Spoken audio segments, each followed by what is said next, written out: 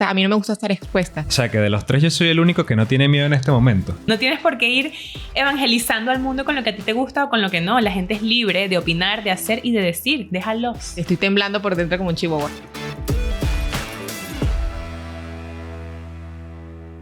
¿Qué han dejado ustedes de hacer por miedo? ¿Se acuerdan de algo? Esto.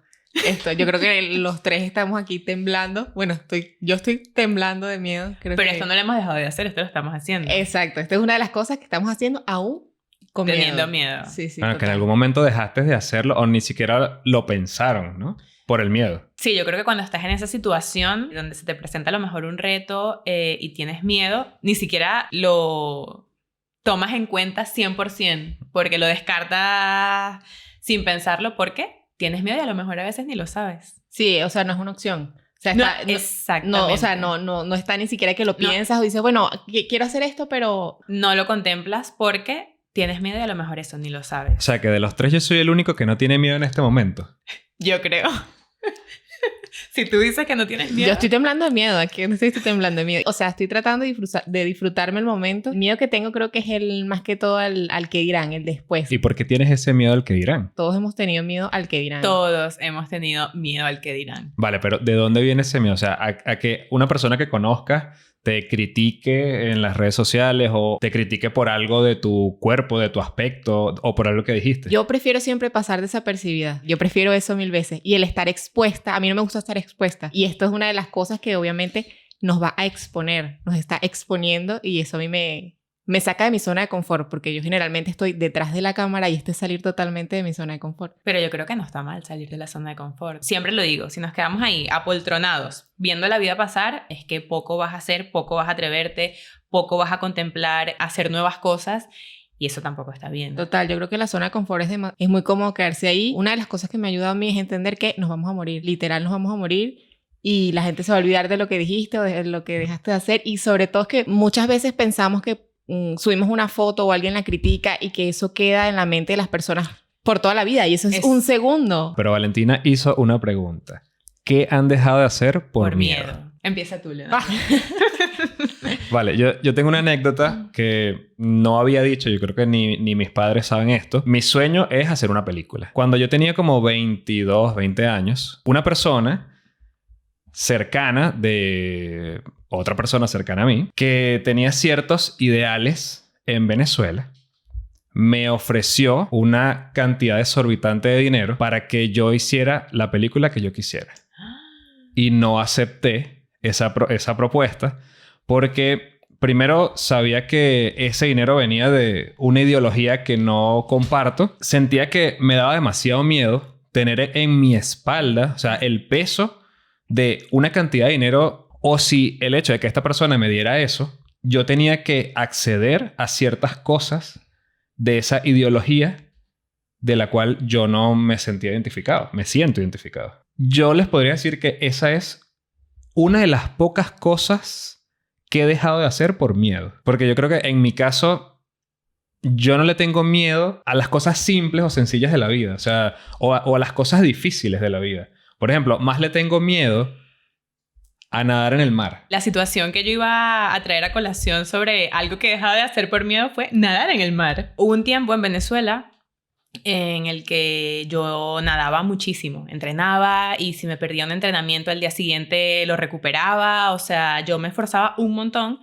Y en la piscina donde yo entrenaba, se estaban preparando todos para nadar en aguas abiertas y yo nunca había nadado en aguas abiertas. Yo veía que ellos entrenaban, tenían entrenamiento específico, alimentación específica. Voluntariamente me pude haber apuntado a ese entrenamiento y a la competición, que además era un aguas abiertas, pero un aguas abiertas corto. O sea, me refiero, se podía adaptar a lo que yo era en ese momento deportivamente. Y no lo hice porque tenía demasiado miedo. Yo me sentía como en inferioridad.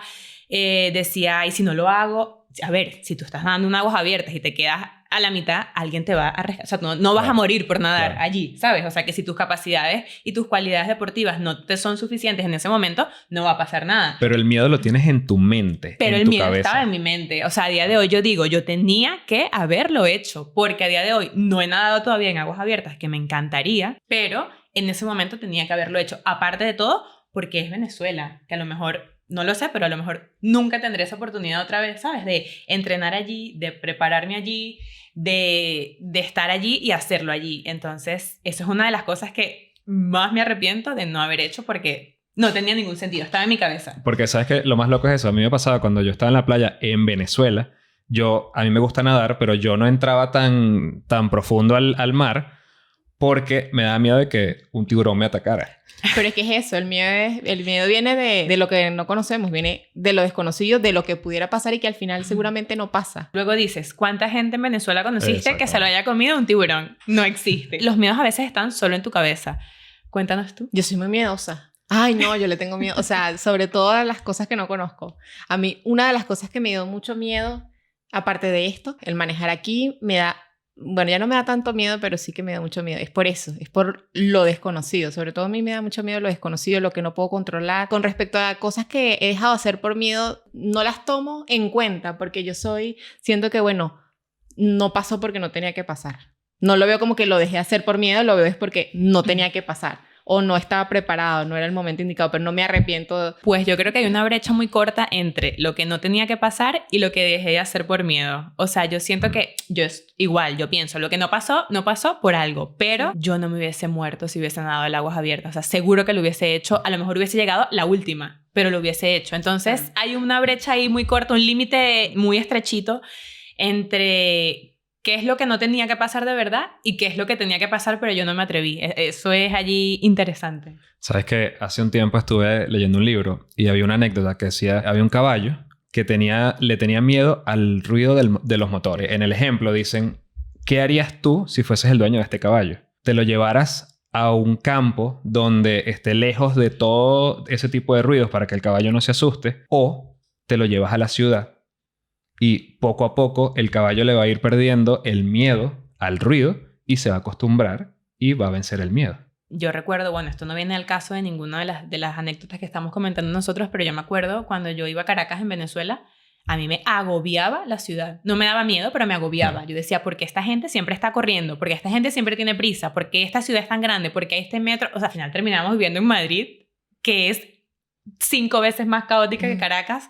Entonces, creo que tiene que ver un poco con eso que dices, ¿no? ¿Qué haces? O sea, ¿te vas a una aldea a vivir porque no puedes con la ciudad? ¿O te enfrentas a lo que te agobia y sales adelante con naturalidad y con sacrificio y con esfuerzo? Yo creo que yo no me llevo el caballo al campo donde no haya motores. Lo mejor es eso, ¿no? Que todas esas cosas que así tenías miedo, lo hiciste y esa sensación de que menos mal lo hice. Ajá. ¿Y en cuáles situaciones han tenido miedo? Esta. Evidentemente tengo mucho miedo en eso. Pero eso fue una de las principales. No se nota. No, pero sí estoy temblando por dentro como un chihuahua. Es una de las situaciones que he tenido miedo, pero lo he hecho. O sea, y cuando tomé la decisión de no estar atrás, sino estar aquí adelante, temblaba. La sensación es sabrosa. ¿Y en el pasado te acuerdas de algo que hayas hecho aún con miedo? Dijiste, yo lo hago porque lo hago. A mí me paralizaba el hecho de manejar aquí en Madrid sincrónico, manual, como dicen aquí. Y donde yo vivo, que es así, una montaña. Y ese carro para atrás. No. Y ese crochafón. No. Eso me daba mucho miedo. Pero, a ver, a mí el miedo me paraliza antes. Ya cuando estoy en el momento... sigo para adelante, pero me paraliza antes. Fíjate que me gusta que digas eso porque en mi caso el miedo es todo lo contrario. A mí el miedo me impulsa. Eso es más difícil, yo creo. Y trato de entender o de comprenderme a mí mismo por qué me sucede esto y no tengo ni idea. O sea, simplemente como que a ustedes les pasa así y a mí me pasa todo lo contrario. Por lo menos en mi vida, las decisiones que he tomado con miedo me han ayudado muchísimo a avanzar el doble, el triple. Es lo típico que dicen de, si tienes miedo, hazlo con miedo, porque ¿qué es lo peor que puede pasar? ¿Que te vaya mal? Pues mira, lo intentaste. Si no lo haces, ni lo intentaste, ni te fue mal, es que no sabes. Entonces, yo a día de hoy, me costó mucho trabajo llegar a ello. Hazlo con miedo. Si tienes miedo, enfréntate y hazlo con miedo. Y aplica para todos los aspectos de la vida. O sea, desde hacer un viaje que a lo mejor el destino te supere un poco, sanar una relación con algún familiar o una competición deportiva, lo que sea, un nuevo trabajo que, eso a mí me cuesta un montonazo. O una conversación, o sea, no sé si a ustedes les ha pasado que a veces uno necesita hablar una tontería o una cosa importante con una persona y uno en su mente está ese miedo de yo y te haces la película, y te haces la película y el peor final y todo, y ni siquiera sucede. O sí, porque son los escenarios, yo le voy a decir, él me va a contestar y Eso iba a ahí decir, empieza el yo soy la miedo. típica que me apunto. O sea, esta persona me va a responder esto o esto o esto. Entonces yo en ese momento le digo esto, esto y esto. Y así yo me preparo un poco para la conversación porque hay conversaciones que son normales y habituales como esta que estamos teniendo, pero hay conversaciones que dan miedo, ¿no? Entonces dices, yo tengo que estar preparada para esto que va a ocurrir. Cuando hablas del miedo al que dirán, en tu caso, que estás diciendo abiertamente acá en este momento que tienes miedo a eso, ¿cómo crees tú que puede influir el hecho de que una persona en las redes sociales que no te conozca, que esté viendo esto, que te esté viendo por primera vez, te critique o diga, ella se expresa mal o eso que estás diciendo no es así, estás errada? ¿Cómo crees que puede influir eso en ti? O sea, yo creo que en principio no voy a ver nada. No voy a ver ningún comentario. No. Yo creo que con el tiempo ningún comentario de mi mamá, ni de los tíos, ni de las personas que lo vean. Yo creo que tengo que asumirlo como que bien, entiendo tu punto, pero no es la realidad, ¿sabes? O es tu opinión y hay que respetarla.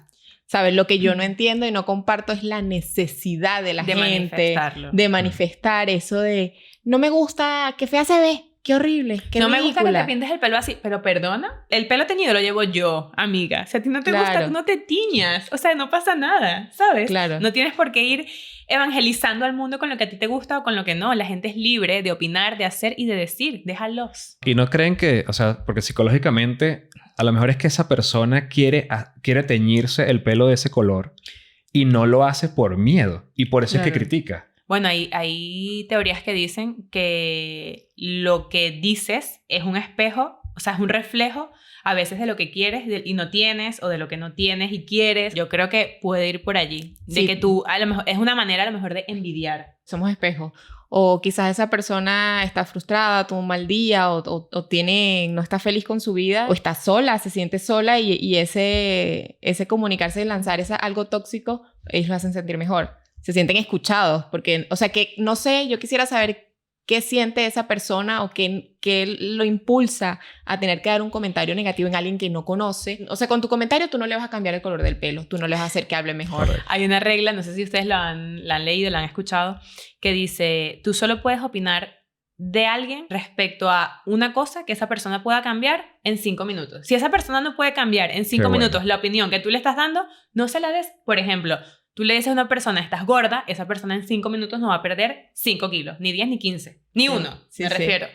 Pero tú le dices, tienes un diente sucio y se lo puede limpiar en 5 minutos. Bueno, no se lo va a poder limpiar, porque si le dices, tienes el diente sucio en el video, no, o sea, el diente sucio se quedó sucio en el video, ya no se lo va a poder quitar. No, pero bueno, me refiero a la vida en general, a un compañero de trabajo, a un amigo, a quien sea. O le dices, mira, peínate aquí porque tú eso lo puedes gestionar en 5 minutos, pero no te puedes teñir en 5 minutos, no puedes perder peso en 5 minutos, no puedes aumentar la estatura en 5 minutos. Total. O sea, hay cosas que hacen sentir mal a una persona y que fíjate que a veces damos el ejemplo de estás gordo y a veces no estás gordo, sino lo contrario, estás demasiado delgado. Tú no sabes qué proceso está pasando esa persona, o sea, tú no sabes qué está viviendo esa persona, tú no sabes si esa persona come un montón y le cuesta un montón aumentar de peso, tú no sabes si esa persona tiene una enfermedad, tú no sabes si esa persona está deprimido, no sabes. Entonces, lo que no puedes cambiar en 5 minutos de la vida de alguien, no se lo digas, por favor. Ese es el mejor consejo de este podcast, de este capítulo.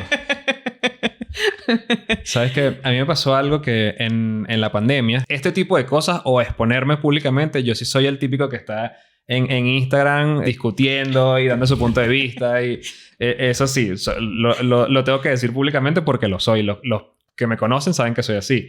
Y en la pandemia yo quise hacer este tipo de videos para YouTube, subí algunos y dentro de un grupo de personas cercanas a mí me empezaron a criticar. Entonces, hubo una persona en específico que dijo, ay, Leo siempre inventando y tal. Dijo algunas cosas, ¿no? Que en su momento yo decía, pero ¿por qué esta persona, que se supone que es alguien cercano a mí, que debería de apoyarme y decirme, está diciendo esto y me está haciendo sentir mal? O sea, me está haciendo que yo no valgo, que yo no puedo hacer esto. Y efectivamente, bueno, por muchos motivos, principalmente por trabajo y por falta de tiempo, y por esos comentarios, porque está incluido, Te afectaron. me afectaron y yo dejé de hacer eso. De hecho, grabé un montón de videos y no los subí. Con el tiempo, esta persona que empezó a criticar dijo, ay, es que yo siempre he soñado con hacer eso. Ya, lo que Y hablábamos antes. ahí lo entendí todo. A veces los comentarios que hacemos eso son a lo mejor envidia pasiva, ¿sabes? Y no lo sabes. O eres espejo, lo que decía ella, ¿no? O sea, yo totalmente entiendo tu punto. Literalmente. Respecto a lo que dices de que a veces los comentarios no vienen de gente externa, como lo que ella tiene miedo, de gente que opina en las redes sociales y tal, sino que a veces los comentarios, que yo siento que además son los que más duelen, es cuando esos comentarios vienen de gente que conoces, de gente que te quiere, de gente que, bueno, que se supone que te quiere, que es tu familia, son tus amigos.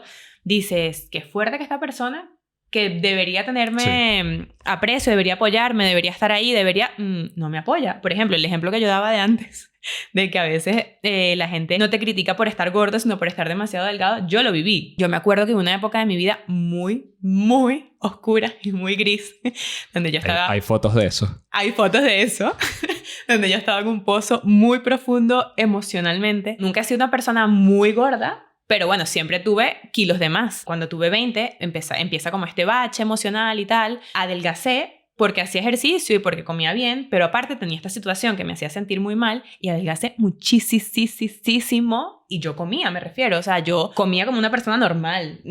Hacía actividad física como una persona normal y estaba muy, muy, muy delgada. Y mi familia, no todos, pero recuerdo puntualmente gente de mi familia decirme, pasaste de estar pasada de peso a estar demasiado delgada. Mira cómo te queda la ropa, mira cómo te ves, te vas a desaparecer. Lo típico, ¿no? Te vas a desaparecer, no te va a servir ni la ropa, no. O sea, es como, perdón, o sea, tú no... Yo obviamente ni recuerdo, pero creo que no respondía. Pero a eso me refiero con que tú no sabes qué proceso está pasando la gente. Tú no quieres sentirte triste, tú no quieres sentirte mal, tú no quieres... Yo me acuerdo que como estaba en este bucle de tristeza, una de las razones por las que yo estaba triste, que no fue lo que lo originó, pero que colaboró, era que yo decía, no me gusta mi cuerpo. O sea, y estaba delgada, o sea, me refiero, estaba delgadísima y yo decía, no me gusta lo que veo en el espejo. Y los comentarios de familiares contribuyendo a mi disgusto físico lo empeoraban, ¿sabes? Entonces es muy fuerte asumir la crítica, sobre todo de gente que te conoce. Lo que pasa es que también yo siento que a nivel de Latinoamérica tiene esa cultura de hablar del peso de otras personas. Sí. Acá en Europa... Quizás yo lo he... Y de hecho, me considero culpable, ¿no? Porque yo acá en Europa aprendí a no hablar o sea, o no comentar el peso de otras personas. Sobre todo el tema de, ay, qué bonita estás más flaca.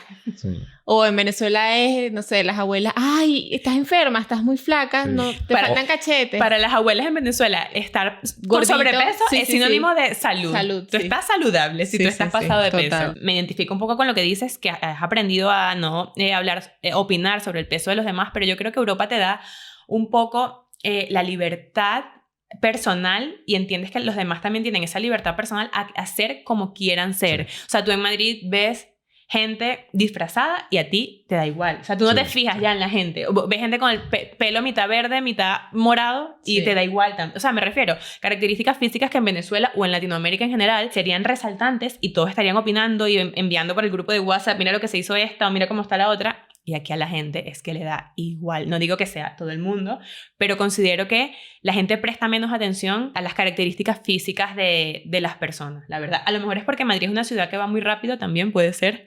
Y todos vamos, el metro se va en 3 minutos, tengo que llegar aquí en 5. O sea, pero sí, siento que aquí la gente es mucho más abierta y es un punto súper positivo para Europa. ¿Qué es lo peor que puede pasar con este podcast? Que nadie lo vea. Pero lo van a ver, ¿verdad que lo van a ver? Sí, lo van a ver. Ya está. O sea, ya. O sea, lo intentamos, lo hicimos. Y aquí estamos. Ellas con miedo, yo quizás un poquito... No tengo tanto miedo, un poquito. Solo un poquito. Pero aquí estamos y estamos afrontando la situación, llevando nuestro miedo al límite y haciéndolo. Si tienes miedo, hazlo. Que algo, aunque te vaya mal, seguro que algo tienes que aprender. Y así Nos cerramos. despedimos.